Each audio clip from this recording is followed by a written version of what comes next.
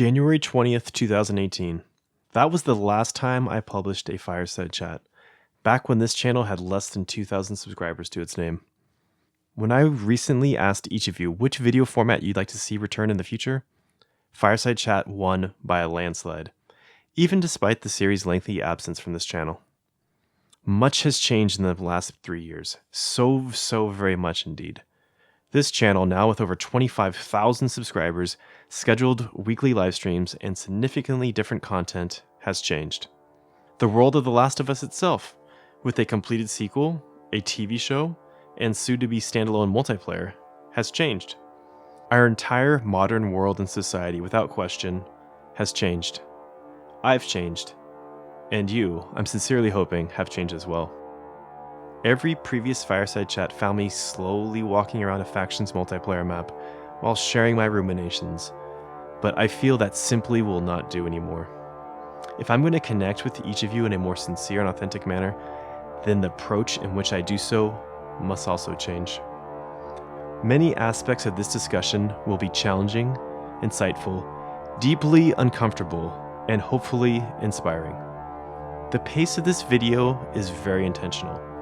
So please take a long, deep breath, empty your mind, make yourself comfortable, and allow me the next 30 or so minutes of your life.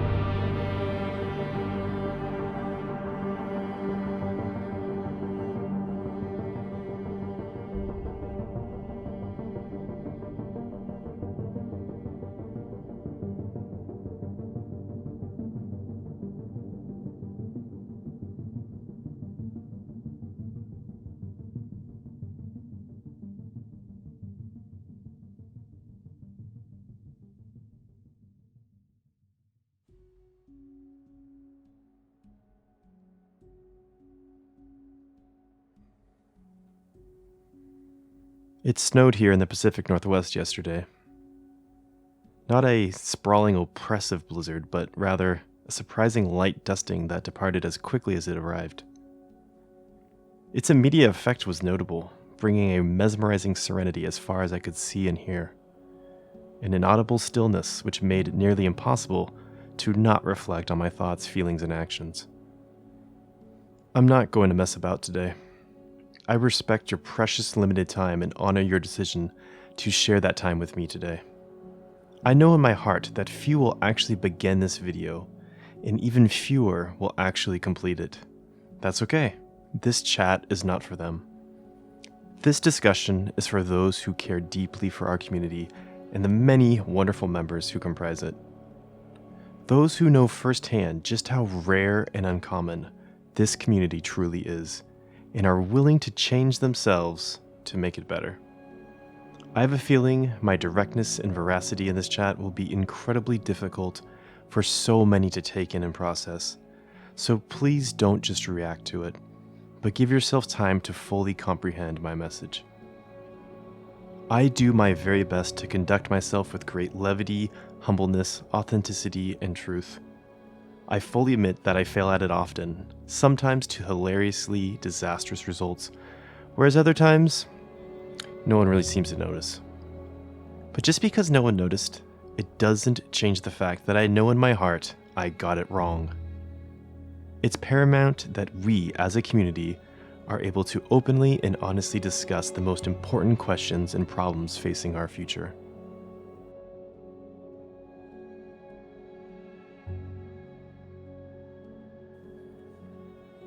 I've always been drawn to post-apocalyptic stories, as I feel they burn away the frivolous aspects of life to reveal the true core of humanity. They thrust a mirror in our faces and force us to reflect upon our priorities and actions in life. In nearly every post-apocalyptic story I've enjoyed, such as Earth Abides, The Road, The Dog Stars, and A Boy and His Dog at the End of the World. In each of these, the world is distilled down, simpler, but far more intense. This intense simplicity is not the only reason I'm drawn to post-apocalyptic literature and media. There is another compelling reason, one that's hidden within the etymology of the very word apocalypse itself.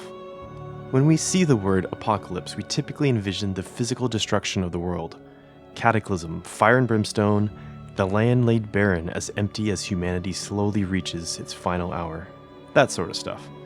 In truth, it's actually a bit of a misconception. The word apocalypse is derived from the Greek word apokalypsis, which was originally apokalyptine. It's a marriage of two root words, apo, meaning un, and kalyptine, which means to cover. Apocalypse at its core means to uncover, to unveil. We don't have to stretch ourselves very far to see the connection. If we spent our entire lives within a fog of falsehood, either by disavowal or ignorance, then witnessing the truth being unveiled before us could literally feel as if our world was coming to an end. The truth can be difficult to hear, to face, and to speak. Truth is a fire which destroys all that is untrue in our careers, our relationships, our communities, and especially ourselves. As frightening as destruction may be, it's a necessity if something new and wonderful is to be created.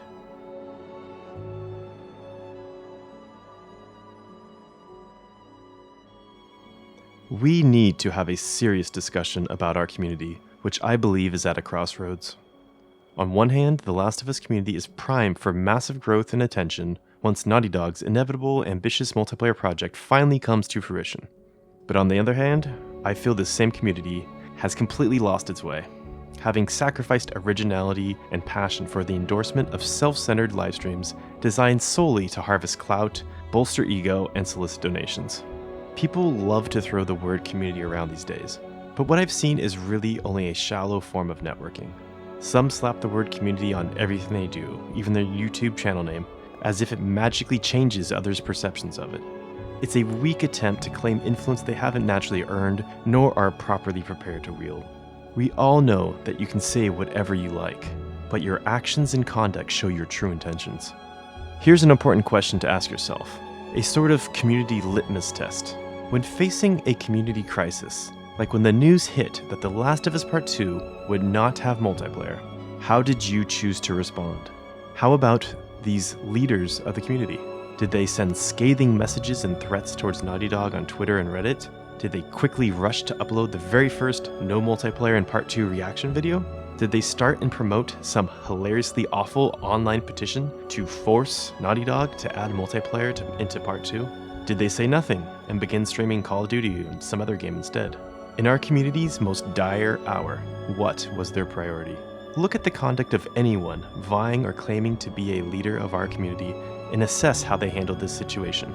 Do so, and you'll see the true nature of their interests in our community. Most of you who have followed me for a while now know that I rarely speak ill of anyone. I avoid trash talk and manifesting drama, as it's largely a huge waste of energy that could be better utilized on one's own projects and work. However, if I'm going to be brutally honest with you today, then there are some people and behaviors which must be absolutely called out for what they are. An individual. He's a very skilled player, no question about that. Not the best player by any stretch, but by far, far better than I could ever be. No question. However, as a Last of Us personality, he's absolutely abysmal, and a huge detriment to the entire community. I know for some of you, you're well aware of this, but for others, it may come as a bit of a shock. I've followed his channels for years, and although he tries to say the right words at the right time, his actions completely undermine this projected persona. I've observed him on multiple occasions abruptly end his livestream in an attempt to skirt embarrassment and shame. The first time was years ago during a competitive match on the dam, when it became apparent his team was likely going to lose. He simply said, "Peace and love," and cut the stream. Most recently, he claimed that he'd pay $100 to anyone who could beat his team 3v3 live on stream. And when his team lost the second match in a row, he suddenly said he had company and ended the stream while his teammates chastised him. Last year, for the final monthly community challenge, I presented Appreciation April in collaboration with Naughty Dog. It was 4 weeks of challenges personally selected by Naughty Dog devs. That very week, he chose to finally subscribe to my channel and participated in his first community challenge of the year, uploading a planned purchasable only comeback. I watched the video and begrudgingly explained that while it was a great comeback that he should be very, very proud of, he unfortunately used a modded hit stick, which was against one of the 4 rules that Anthony Newman had given us. He never responded to my comment. Actually, more than that, he deleted my comment and unsubscribed from my channel. Imagine that. Perhaps the biggest canary in the coal mine is an upload of his entitled Exposing the Truth. The title alone was a huge red flag for me. It's like saying, revealing the true nature of the truth. Truth never needs defending. It never needs exposing. You don't expose the truth. You expose lies and fakery. In this video, he begins by saying he's an authentic, honest person who cares about everyone. Yet, from that point on, all he does is talk about himself, his video game accomplishments, and how he's the victim of multiple tumultuous relationships with women in the factions community. If you followed his channel for years, as I have, you would see evidence that presents a strong correlation that he has used subbots and viewbots to artificially inflate the prestige of his channel. Shameful, shameful conduct. All of it. Some people see an ultra-confident, highly skilled person who wants to inspire others through his own spiritual and commercial YouTube channel growth. I see it differently, sadly. I see someone who is hyper-competitive, is unwilling to admit failure or accept criticism, is completely obsessed with admiration, the best team, the best player, the best comebacks. I see someone who talks about himself constantly, believes he is uniquely special, and that others are jealous of him. In short, I see a narcissist. Now, I don't say this lightly, and honestly, the only reason I identify him as such is due to my own history with narcissists. While we all show aspects of these traits, some people truly embody them. I've long suspected that my father suffers from narcissistic personality disorder, NPD. The illness gets its name from a Greek myth of a hunter named Narcissus, who was said to be so handsome that he fell in love with himself when he saw his own reflection in a pool of water. My upbringing was incredibly difficult due to this, and as I became aware of that these traits were being passed on to me, I began doing all that I could to stop it in its tracks. I make consistent efforts to self-reflect so that I recognize when I begin to fall under the spell of narcissists and act to keep these self-destructive behaviors in check. Managing a popular YouTube channel is a narcissist's wet dream. This is one reason why I largely keep myself separated from this channel. Should I sense my narcissistic tendencies taking over, it would be imperative that I cut the source that is fueling it. Gone, deleted, in an instant. Now, I'm not saying any of this to be malevolent. There is a very good point to all this. If we want to know what a good, healthy community is, it's important we take a deep look and map out its opposite. Here's another story. Last March 2020, I was contacted by a factions player named Jonestown and a few other moderators for a factions-themed Discord server previously managed by factions tournament promoter Bobby Barks. They told me that they acquired the server from Bobby and were in the process of rebranding it and wanted to use the name We Are Factions, the very hashtag I created to unite the multiplayer community, in respectfully asking Naughty Dog for clarification on the statement that Part 2 would not contain multiplayer. They said they really liked the name and that my community influence was a perfect fit, as they were going to become the hub of the factions community across all social platforms going forward. Basically, they wanted to consolidate the entire community under a platform they controlled. I told them I was strongly against this for many reasons, the top being if anything ruinous should happen to that one Discord server, it would negatively affect the entire community. I reiterated that our community was far stronger and healthier in a decentralized format. Nonetheless, I gave them permission to use the name with the understanding it's used in the manner in which it was intended, which I defined as for the community to come together and share a respectful discourse with each other and Naughty Dog. The very next day, they rebranded both the Discord server and the Last of Us Factions subreddit with the We Are Factions moniker. If you were to visit either of these sites today, you will find no mention of this request, my involvement in the creation of its name, or that my channel even exists. Curious thing that. So, despite this cohort now having the perfect name, their community coup to consolidate power never quite took off as they had hoped. Why? Simple. Because true, authentic community can never be foisted upon people. It must develop slowly from the creativity and passion of those who willingly participate in it. Its growth must arise of its own accord, as visitors are naturally drawn to what your community is doing. Empty rhetoric and posturing has the opposite effect, as most people can smell the bullshit from a mile away. Speaking of BS, there's been a rumor circulating around that I'm leaving factions, and I would like to address it now. I believe it originated when I remarked to a friend that if it weren't for a few brilliant, kind-hearted souls, I would have left the community already. I can see how the rumor spread, and it's understandable. And just so we're clear, no, now is not the time for me to leave. But I must say that there are many serious problems within our community, and there's one particular insight that I'd like to share with you now. One of the most surprising impacts I've seen of having created this channel is that over the past 4 years, it has become a beacon of sorts. A constant signal to those who love The Last of Us and are looking for a community to join and participate in. I've seen so many new friends come into this community through my videos. It's actually very, very humbling to witness.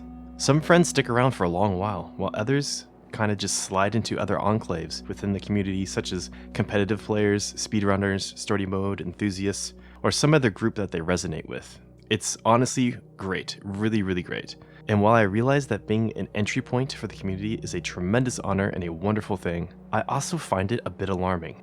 Allow me to explain.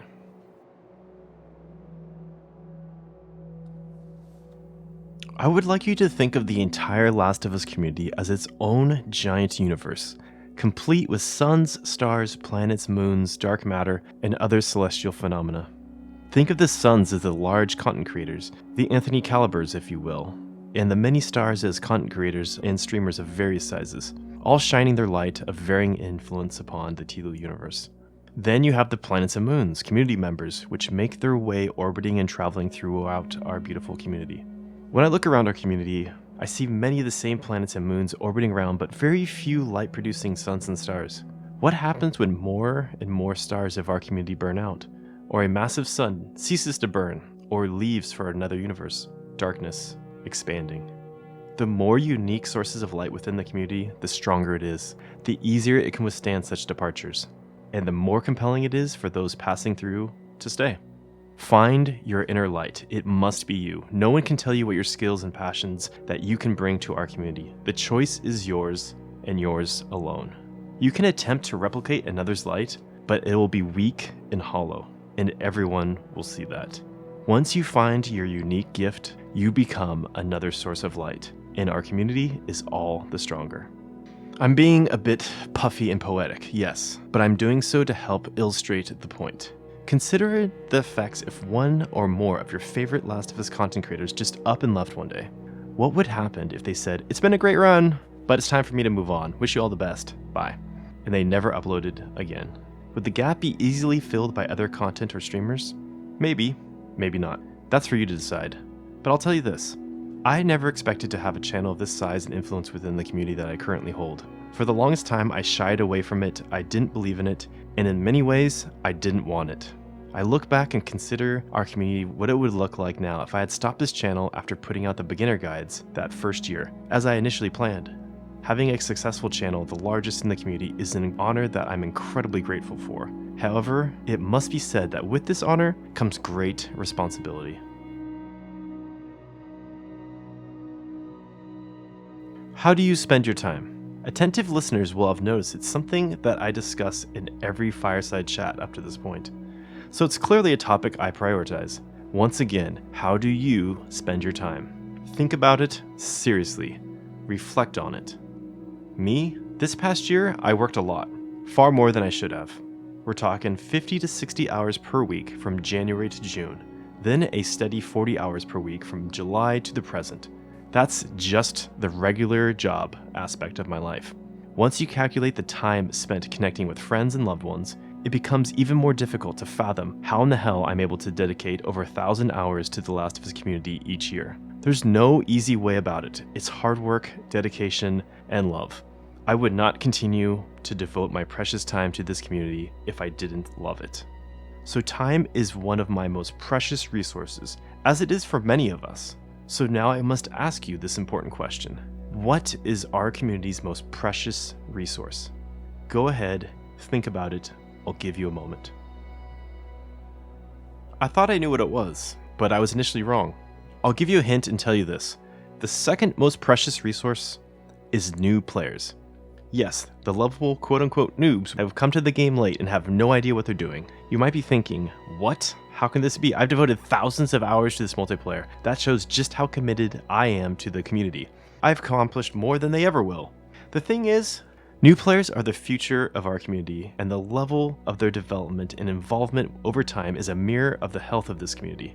If new players are warmly welcomed, onboarded respectfully, and given training and opportunity to progress, then they have a good chance of becoming active and healthy members of an ever-expanding community. Sure, these new players come to us a bit naive, but they are a huge potential gift for the community and a massive responsibility for each of us. And there is the most important resource within our community. Those who exemplify respect, camaraderie, honesty, and a sense of humor are true ambassadors who enrich our experience. Now let me give you a very specific example of why this is true. In October of 2019, PlayStation announced that The Last of Us Remastered would be the free PS Plus game of the month. I immediately identified this as a once-in-a-generation opportunity for the factions community, as literally thousands of new players flooded into the multiplayer lobbies. This was our chance to raise our favorite multiplayer to the next level, to create a huge wave of momentum from a whole new generation of players that would carry us into the release of The Last of Us Part 2 and the inevitable sequel to Factions. In an effort to help onboard these new players, I put out a series of Welcome to Factions videos which shared dozens of the best tips, strategies, and loadouts to help new players get up to speed as quickly and comfortably as possible. I sincerely encouraged other content creators and streamers to follow suit. To say they did not follow suit is an understatement if there ever was one. As countless videos of noob stomping quickly flooded Reddit, Twitter, and YouTube, it became clear that the new players would not be met by savvy veterans willing to impart a little bit of their wisdom over their mutual love of the game. No, they were met by heartless jackals with fragile egos who callously ripped them to shreds and posted their exploits on social media for trivial amounts of clout. Perhaps the worst examples were from those who had left the community long before due to factions being filled with quote-unquote sweats and tryhards, only to suddenly return with the sole intent of partaking in the slaughter, and publicly revel in how easy it was for them to dispatch scores of noobs. Shameful, sad behavior. I'm convinced they are oblivious of their hypocritical nature, completely unaware that they played the role of the sweaty tryhard they previously condemned, and teabagged these newcomers right out of the match and out of our community for good. As the lopsided massacres piled up, the sight of new players has once again become a rarity. And what of those fair-weather opportunists? Their fun left along with the new players, so they departed once again, opt to play Apex, Valorant, Call of Duty, or whatever multiplayer flavor of the month is. Why am I going on about this? What's the point? If you ever wonder how the faction's public lobbies got to the degenerate state they're currently in, look no further than these behaviors during this time for your answer. Years upon years of callous, self-serving, insincere conduct has come home to roost. I'm not exempting myself from this. I'm complicit to a degree. We all are. And no, the most abused weapons and perks like the Shorty Tactical and Covert 3 don't help the situation. But they are not the root cause of it. If there was one thought you could take away from this conversation today, it's this. Your actions and conduct, far more than any words, are what shape our community. Better conduct results in better outcomes. And as we all know too well, the opposite of this is also true. This is why your conduct, those actions and behaviors and emotional composure is the most important and precious resource in our community.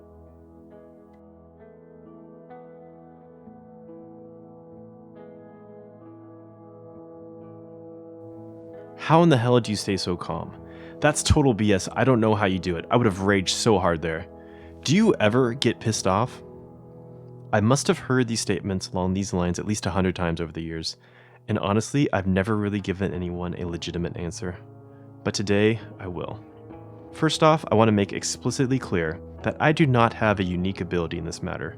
No superhuman patience or compassion, no bulletproof concentration, no ancient Zen master training. I have the same anger, bitterness, and resentment as anyone else. The difference, I believe, lies in both making the decision to immediately deal with the anger and choosing an effective way of transforming that anger before it overtakes my sensibilities. With a little contemplation and a lot of practice, I'm confident many of you can easily do the same. Let's take a moment to fully map out the very essence of anger so that we may have a greater understanding of when it's taken to the next level and evolves into the destructive force of rage. Anger is a very important innate emotion we all possess, and it plays a vital role in our personalities. While inherently destructive, especially when expressed in an immature state, it's also the emotion that notifies ourselves that, quote-unquote, something is wrong. I want to make very clear that anger isn't something that should be suppressed or ignored. It serves a very useful purpose, and we must learn to wield and express it in a healthy manner. You see, feelings of loss of control and agency are often the embers that stoke the fire of anger. Feelings of powerlessness. And this is where rage comes into play. When we choose to ignore our own internal struggles, we often externalize and project this anger onto others in the form of rage. The more deeply troubled we are, the more gratifying and indulgent the transfer of rage is. I've bared witness to so many unfortunate scenarios countless times in factions lobbies, as I'm sure you have as well. At the core of these destructive interactions is the rejection of reality and feelings of inadequacy, shame, and embarrassment. They take no personal responsibility or culpability for the consequences of their own actions. For those who rage, the pain hits too close to home, and it's cast out. Not only does this rage negatively affect others, but it's self-harming. Make no mistake about it, it is self-harm. This is why the lack of emotional maturity and upright conduct have such a devastating effect on our entire community. If you can't influence or control your own emotions, how could you ever hope to influence others?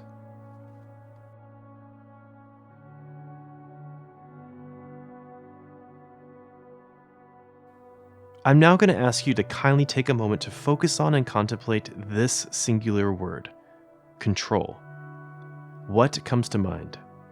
Do you view the word control in a negative or sinister light?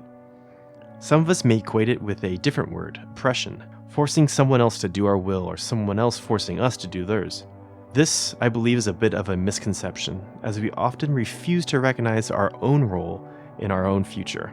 We spend far too much time worrying and complaining about things we have no agency over, things we simply cannot control. Sure, once again, I'm as guilty of this as anyone, but I've found framing it in this simple manner to be quite helpful. Make 2 lists. Things you can't control. Other people. Things you can control. Yourself. To really emphasize the importance of this, I want to share what I consider to be the greatest personal growth moment I've ever witnessed in the factions community. Some of you may remember a video I uploaded a few years ago called One Match Infinite Perspectives. It's a video I reluctantly made in response to an expose video by Rage's Rager in which he called my teammates and I hardcore campers and chastised us for being toxic players. The video that I put out proved that it clearly wasn't the case and the drama was really just a misunderstanding. Rage and I never resolved the conflict and simply avoided each other entirely. Fast forward 2 years later, I receive a DM that no one knows about, but I think you should. It was from Rage's Rager, who this time had grown his channel significantly and made a name for himself through daily live streams and uploads. He told me that he was being targeted by clout chasers who were trying to expose him, and it was an epiphany moment for him. He realized he never should have made that video on me, apologized for doing so, and deleted it. It was completely humble and sincere, 2 qualities that serve our community in the best way possible. From that moment on, things have been great between us. Some people are confused when they see us playing and laughing together, commenting, "I thought you guys hated each other." Though my criticisms may seem cold and harsh, I consider myself to be a very reasonable man, and good conduct goes a long way in my book. The thing is, you have the power to be honest with yourself, to stop blaming others, to take responsibility for your actions or inactions, and admit it when you've messed up or have a problem. You have the power to change. In factions, it may simply be changing your loadout or playstyle, but in life, it's probably something far more challenging. You may want to spend an afternoon or more to look into that.